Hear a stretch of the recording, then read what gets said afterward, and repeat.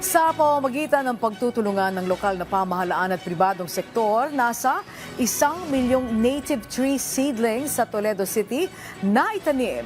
Bahagi pa rin ito ng pagsisikap na mapangalagaan ang kalikasan at matulungan ang iba't ibang mga komunidad. Si Jessie Atienza ng PTV Cebu sa sentro ng balita.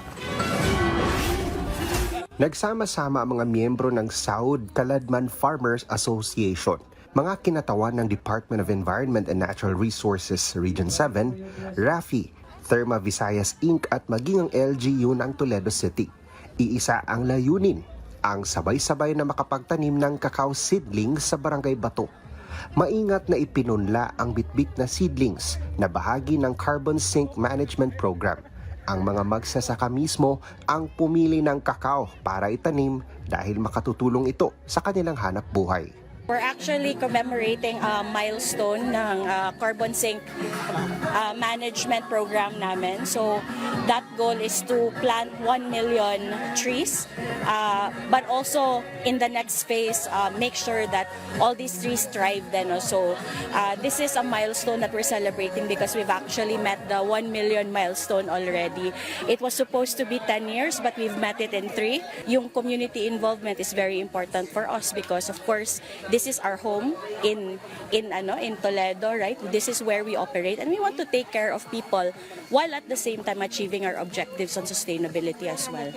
At para matiyak na tuloy-tuloy na mapapangalagaan ang mga itinanim na cacao seedlings at maging panghanap buhay sa tulong ng agroforestry, lumagda sa Memorandum of Agreement ang mga magsasaka kasama ang TVI at ang LGU ng Toledo City. RAFI's role in that partnership is really first is to do the social preparations of the community because it is the belief of RAFI that before we do any intervention, there has to be proper advocacy, proper enabling of the community. So RAFI works with the community, prepare them, but most importantly, we provide technical training to the farmers such as plantation maintenance to ensure that when the tree planting happens, there is really sustainability. I'd like to thank another program for the people of Toledo from TVI Abuetes. And with this, I'm so grateful that this company has been helping us here in Toledo. So I think 3 months ago, they also gave a program for project for our fisher folks, and now here in Barangay Bato. Bukod sa Toledo City, kaagapay din sa Carbon Sink Management Program ang 10 mga bayan at lungsod sa lalawigan. Mula sa PTV Cebu, Jessie Atienza para sa Pambansang TV sa Bagong Pilipinas.